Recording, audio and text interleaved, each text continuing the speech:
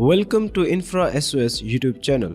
In this video, we are going to talk about the SOC 2 compliance checklist, and we are also going to talk about its audit requirements. So let's start this video with what is SOC 2 compliance. Well, first of all, SOC stands for Service Organization Control.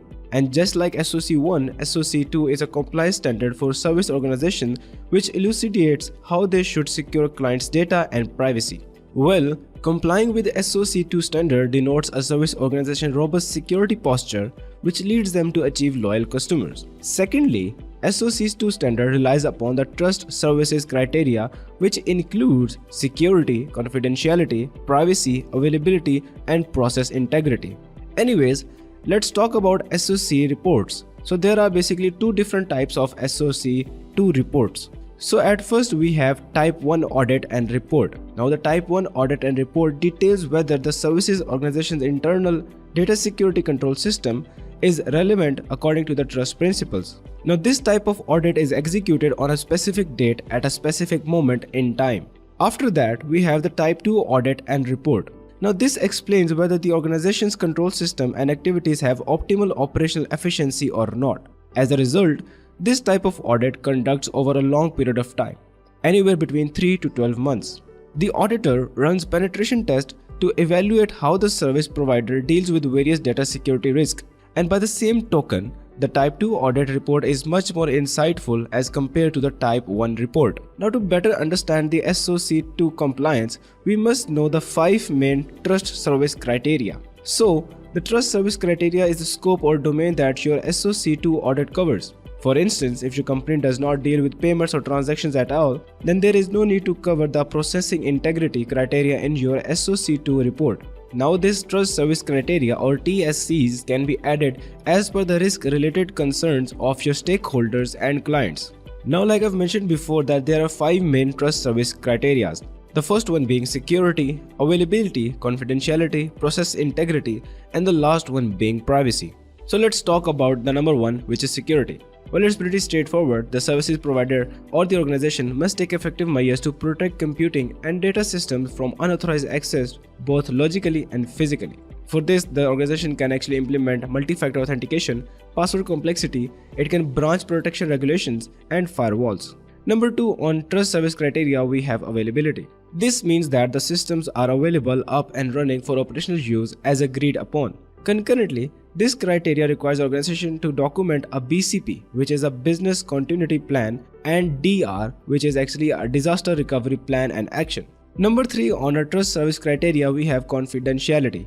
Now, confidential data, organizational data, as well as customer data are secure as per the security agreement is actually defined by the confidentiality report. Now, this envelops B2B relationships and the sharing of confidential data from one business to another. Number 4, on our TSC list, we have process integrity. Now, this basically involves system processing being well authorized, precise, valid, on time, and most importantly, complete. Number 5 on our list, we have privacy. Well, privacy is pretty straightforward. Companies that gather, use, store, retain, disclose, and discard the personal information of customers to cater their business objectives must abide by the sector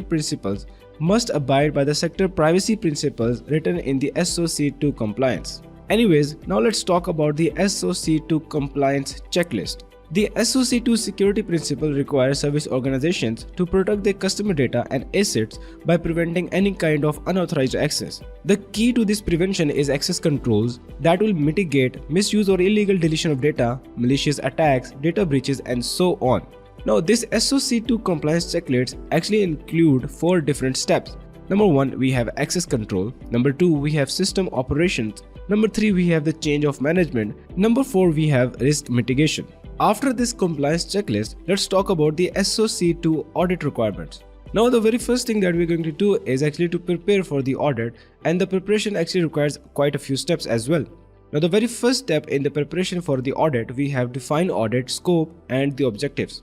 Well, it is pretty straightforward. Make sure to identify and cater to the client, the organization concerns, and the risk-related questions. Now, in return, it will help you choose and include the relevant controls in the audit scope.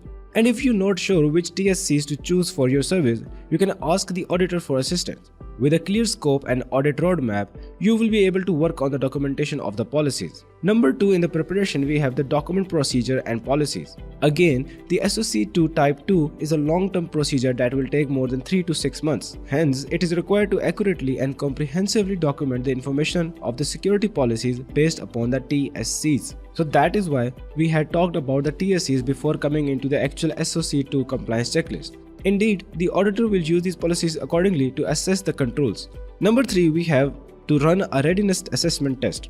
Now this is basically a gap analysis test against your documented policies to determine how much your organization is prepared for the SOC 2 audit.